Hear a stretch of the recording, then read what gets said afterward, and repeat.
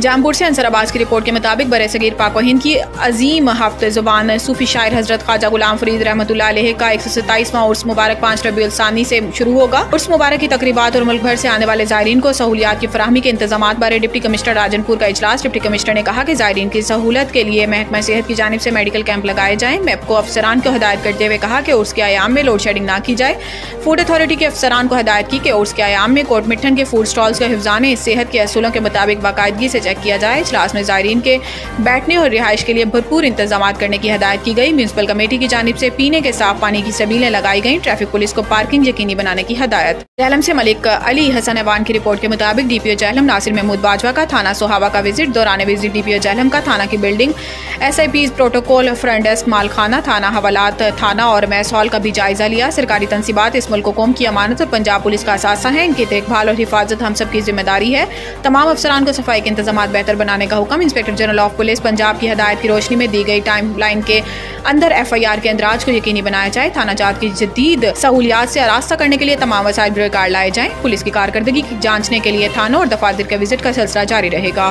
گجرات سے حکیم ارشد کی رپورٹ کے مطابق گجرات تھانہ بولانی پولیس نے 4 رکنی بکری چور سابو گینگ کو گرفتار کر لیا۔ 8 بکریوں کی مالیاتی رقم 2,80,000 روپے اور 2 عدد پسٹل 30 بور برآمد۔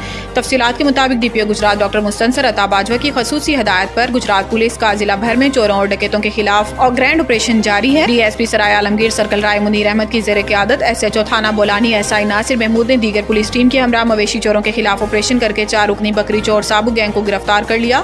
اب تک کے لیے اتنا ہی۔ مزید نیوز اور اپڈیٹ کے لیے وزٹ کریں ہماری ویب سائٹ rednews.pk۔ جامپور سے انصر عباس کی رپورٹ کے مطابق chairman board of governor Danish school فاضل پور ڈپٹی کمشنر شفقت اللہ مشتاق نے دانش اسکول فاضل پور میں بورڈ آف گورنر کا اجلاس کیا، جس میں انہوں نے اساتذہ کرام اپنی پیشہ ورانہ صلاحیتوں کے ذریعے طلباء و طالبات کی تعلیم و تربیت میں اپنا کلیدی کردار ادا کریں۔ نصاب کے ساتھ ساتھ ہم نصابی سرگرمیوں پر بھی توجہ دی جائے۔ اسٹوڈنٹس میں کھیلوں کے مقابلے منعقد کرائے جائیں۔ اجلاس میں اسٹوڈنٹس کے داخلے، ہاسپٹل میں دی جانے والی سہولیات، اسٹوڈنٹس کی تعداد اور دیگر معاملات کو زیر بحث لایا گیا۔ ڈپٹی کمشنر نے کہا کہ کوئی بھی مسئلہ ہو تو میرے نوٹس میں لایا جائے۔ جہلم سے مخدوم حسین چودھری کی رپورٹ کے مطابق جہلم سیاحت کو فروغ دے کر ملک کی ترقی کا ہدف حاصل کیا جا سکتا ہے۔ پاکستان میں سیاحت کے لحاظ سے تاریخی ورثہ موجود ہے، دنیا کو اس ورثہ سے روشناس کروانے کی ضرورت ہے۔ یہ بات ڈی سی جہلم سیدہ رملہ علی نے عالمی یوم سیاحت پر قلعہ روہتاس میں منعقدہ واک کے شرکا سے گفتگو کرتے ہوئے کہی۔ اس سے قبل محکمہ آثار قدیمہ کے زیر اہتمام اس حوالے سے ایک واک کا اہتمام کیا گیا، جس میں ڈی سی جہلم سیدہ رملہ علی، اے سی دینا اور گورنمنٹ افسران کے ساتھ طلباء نے شرکت کی۔ اس موقع پر شرکا کو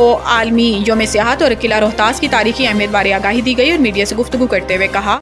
اب تک کے لیے اتنا ہی۔ مزید خبروں سے باخبر رہنے کے لیے پڑھیں صبح کا اخبار، روزنامہ ریٹ نیوز اور تازہ ترین اپڈیٹ کے لیے وزٹ کریں ہماری ویب سائٹ rednews.pk۔